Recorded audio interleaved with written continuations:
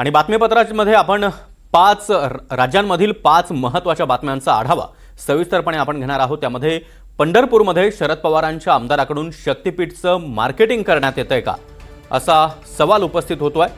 सोलापूर ठाकरे शिंदे एकत्र राहणार का असाही प्रश्न उपस्थित केला जातोय। तर पहिल्यांदा पंढरपूरमधून महत्त्वाची बातमी आहे। संकेत कुलकर्णी आपल्यासोबत जोडले गेलेले आहेत। संकेत, तत्पूर्वी ही महत्त्वाची बातमी आपण समजून घेणार आहोत। सोलापूरमध्ये ठाकरे शिंदे एकत्र आलेत का आणि एकत्र राहणार का असा प्रश्न देखील उपस्थित होतोय। दुसरी महत्त्वाची बातमी आपल्याला जाणून घ्यायची आहे, त्यासाठी सोलापूरवरून आपले प्रतिनिधी आपल्यासोबत जोडले गेलेले आहेत। तर तिसरी बातमी आहे ती म्हणजे सिंधुदुर्गातून। सिंधुदुर्गमध्ये महायुतीचा बिनविरोध पॅटर्न जिल्हा परिषद निवडणुकीमध्ये देखील कायम राहणार का असा सवाल उपस्थित होतोय। तर तिकडे बदलापूरमध्ये आपण पाहतो आहोत। बदलापूर अत्याचार प्रकरणामध्ये आता सरकार ॲक्शन मोडमध्ये आलेलं आहे। त्या संदर्भात देखील सविस्तरपणे बातमी आपल्याला जाणून घ्यायची आहे। तर तिकडे डोंबिवलीमध्ये मराठी तरुणीसाठी राज ठाकरे यांचा पाठिंबा आपल्याला पाहायला मिळालेला आहे। आणि सुरुवातीलाच सोलापूरमध्ये जाणार आहोत। सोलापूर जिल्हा परिषद निवडणुकीमध्ये भाजपच्या विरोधात प्रचार करणारे शरद पवारांचे आमदार अभिजित पाटील चक्क फडणवीसांचा ड्रीम प्रोजेक्ट असलेल्या शक्तीपीठचं मार्केटिंग करतायत। शक्तीपीठामुळे आपल्या मतदारसंघामध्ये 9,000 कोटी रुपये येणार आहेत असं सांगत भाजप विरोधात असणाऱ्या लढाईमध्ये प्रत्यक्ष आणि अप्रत्यक्षपणे भाजपचे नेते आणि मुख्यमंत्री देवेंद्र फडणवीस यांच्या शक्तीपीठाचं मार्केटिंग करताना आता अभिजित पाटील दिसतात। विशेष म्हणजे शक्तीपीठचा मार्ग बदलण्यासाठी पालकमंत्र्यांनी देखील प्रयत्न केले असल्याचं आमदार अभिजित पाटलांनी म्हटलंय। त्यामुळे राष्ट्रवादीच्या सभेत फडणवीसांच्या ड्रीम प्रोजेक्टची चर्चा होतीये आणि प्रत्यक्ष अप्रत्यक्षपणे भाजपचा प्रचार होतानाच पाहायला मिळतोय।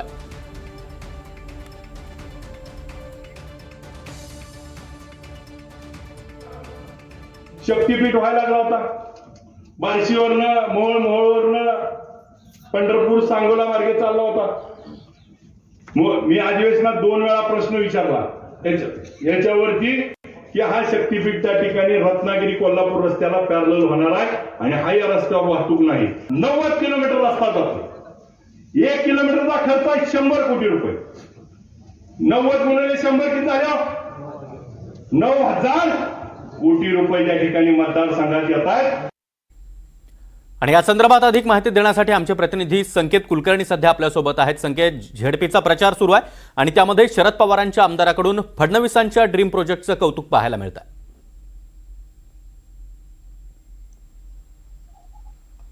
सागर, खरंच आहे, दोन्ही राष्ट्रवादी एकत्र येऊन भाजपच्या विरोधात लढाई लढतायत आणि याच लढाईमध्ये आज प्रचाराचा शुभारंभ राष्ट्रवादीच्या वतीनं पंढरपूर तालुक्यातील मेंढापूर या ठिकाणी करण्यात आला।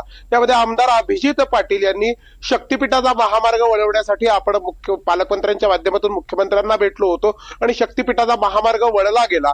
तुळजापूरमधून तो शक्तीपीठाचा महामार्ग माढा आणि फडणवीसांचं जे कुलदैवत आहे पुणे जिल्ह्यातील नीरा नरसिंगपूरच्या जवळून सोलापूर जिल्ह्यातून पुढे हा साताऱ्यातील शिखर शिंगणापूर मार्गे ज्योतिबापर्यंत जाऊन पोहोचला असल्याचं सांगितलं। या माध्यमातून 90 किलोमीटरला 9,000 कोटी रुपये आपल्या मतदारसंघात येणार असल्याची कबुली आमदार अभिजित पाटलांनी दिली। यामुळे भाजपच्या विरोधातील लढाई आहे आणि यामध्ये आमदार अभिजित पाटील फडणवीसांच्या ड्रीम प्रोजेक्ट असणाऱ्या शक्तीपीठाचं मोठ्या प्रमाणावर मार्केटिंग करताना दिसत आहेत। महाराष्ट्रामध्ये शक्तीपीठ महामार्ग म्हटलं की आपसुकच देवेंद्र फडणवीस हे नाव पुढे येतं, हे समीकरण जुळलं गेलंय।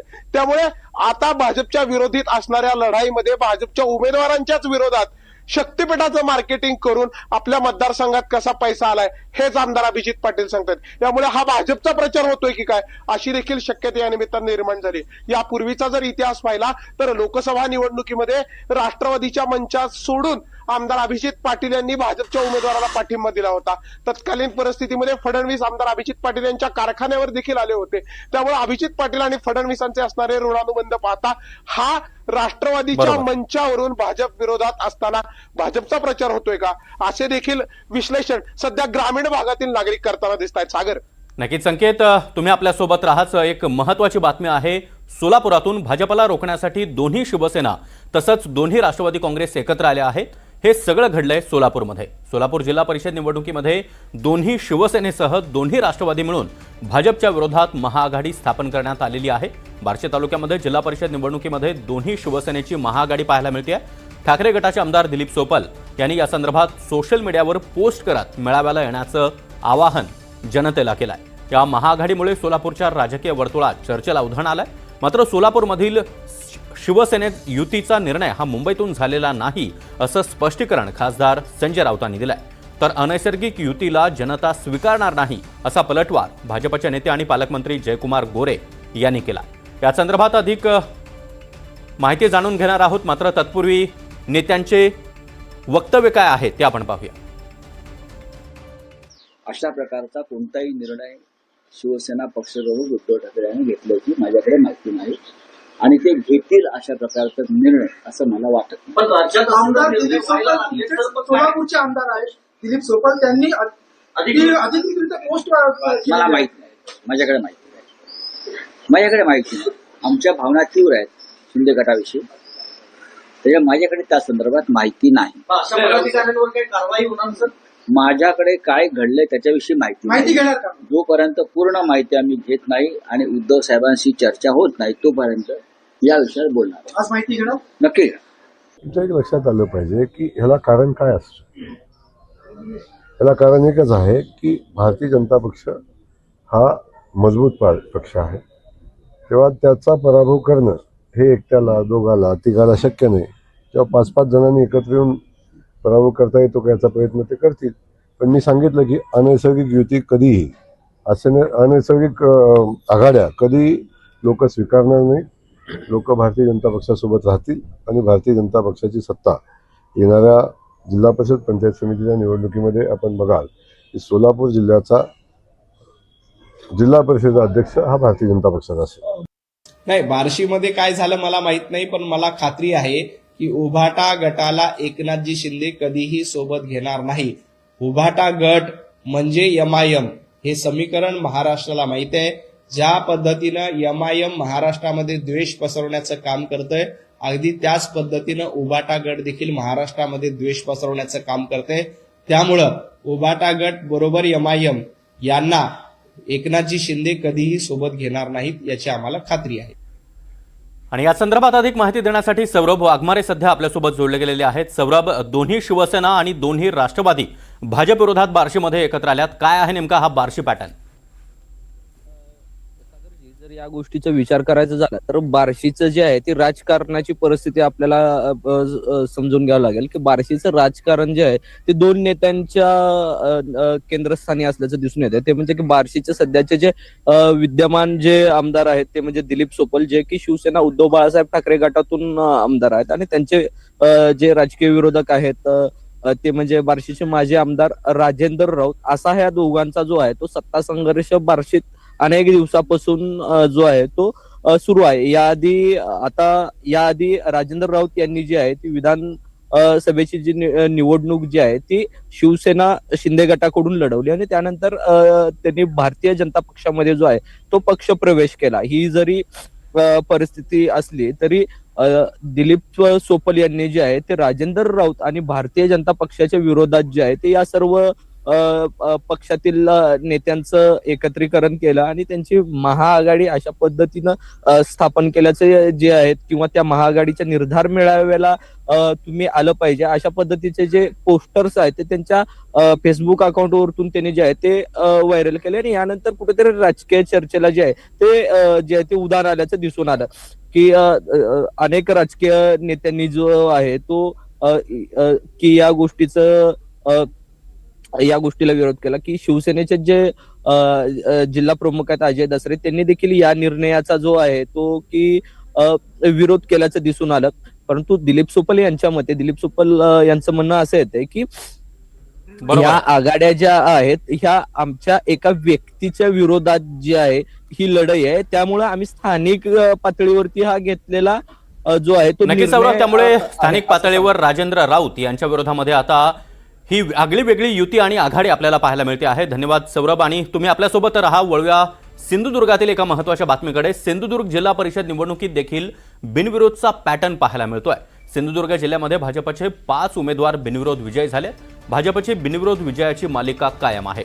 खारेपाटण जिल्हा परिषद गटामधून प्राची देवानंद इसवलकर, कोसीकरे पंचायत समिती गटामधून साधना नकाशे, तर जाणिवली झडपी गटातून शिंदे गटाच्या रोहिता तांबे, सावंतवाडी झडपी गटातून भाजपचे प्रमोद कामत, तर वरवडे पंचायत समिती गणामधून राजेश सावंत यांची बिनविरोध निवड झाली आहे. या संदर्भात अधिक माहिती देत आहेत आमचे प्रतिनिधी गुरुप्रसाद दळवी. गुरुप्रसाद, हा बिनविरोधचा पॅटर्न आपल्याला सिंधुदुर्गात कायम असल्याचं दिसतंय. सागर, नक्कीच आपण पाहतोय सिंधुदुर्ग जिल्हा म्हटला की तिथे राणे पॅटर्न हा चालत असतो नेहमीच. आणि जिल्ह्याचे पालकमंत्री असतील नितेशजी राणे असतील किंवा आमदार निलेश राणे असतील, याने मात्र कुठेतरी धडाका लावलेला पाहायला मिळतोय. खरं तर एकीकडे भाजप आणि शिंदे सेना यांची युती झाल्यानंतर बंडखोरी जी होती ती अगदी भरपूर प्रमाणात आपण पाहत होतो. तर सिंधुदुर्ग जिल्ह्यात बंडखोरीचे झाल्यानंतर नाराजी जी पसरली होती त्यामध्ये जे अपक्ष उमेदवार असतील त्यांची सुद्धा संख्या आता वाढली. परंतु एकंदरीत जर पाहायला गेलं तर आजच्या घडीला मात्र 5 जिल्हा परिषदचे सदस्य आहेत ते मात्र बिनविरोध झालेले आहेत आणि 4 जे आहेत ते पंचायत समितीकडे निवडून बिनविरोध झालेलं पाहायला मिळते. त्यामुळे नक्कीच सिंधुदुर्ग जिल्ह्यामध्ये फार मोठा ड्रामा पाहायला मिळणार आहे. सागर, नक्कीच गुरु, तुम्ही आपल्यासोबत राहाच. वळूया बदलापुरातील एका महत्त्वाच्या बातमीकडे. बदलापूरमधील चिमुकलीवर अत्याचाराच्या घटनेनंतर आता सरकार ॲक्शन मोडवर आलंय. प्री प्रायमरी शाळा सरकारच्या अखत्यारीत आणण्याची तयारी आता सरकारनं केली आहे. लवकरच कायदा करणार असल्याची माहिती मंत्री पंकज भोयर यांनी दिली आहे. तर सरकारकडून अभ्यासगट तयार करून मसुदा तयार करण्यात आला. त्याचं रूपांतर आता लवकरच कायद्यात केलं जाणार अशी माहिती देखील पंकज भोयर यांनी दिली आहे. शाळेवर कार्यवाही करायची झाल्यास अजूनपर्यंत प्री प्रायमरी स्कूल ह्या शासनाच्या अखत्यारीत असण्यासंदर्भात त्या ठिकाणी काही प्रोव्हिजन्स नव्हत्या. ही बाब माननीय मुख्यमंत्री महोदयांच्या निदर्शनास आपण साधारणतः 7-8 महिने आधी आणून दिली आणि त्यांनी तातडीनं प्री प्रायमरी स्कूलच्या संदर्भात एक नवीन कायदा तयार करण्यासाठी शासनाला सूचना दिलेल्या आहेत. लवकरात लवकर ह्या संदर्भात कायदा तयार करून राज्यातल्या सगळ्या प्री प्रायमरी स्कूल ह्या शासनाच्या अखत्यारीमध्ये येतील. आणि या संदर्भात अधिक माहिती देण्यासाठी प्रवीण मुधोळकर सध्या आपल्यासोबत जोडले गेलेले आहेत. प्रवीण, बदलापूरमध्ये काय घडलं हे संपूर्ण महाराष्ट्राने पाहिलेलं आहे. अतिशय धक्कादायक प्रकार बदलापूरमध्ये पुन्हा एकदा पाहायला मिळतोय आणि त्याच पार्श्वभूमीवर पंकज भोयर यांनी हा अत्यंत महत्त्वाचा निर्णय घेतला.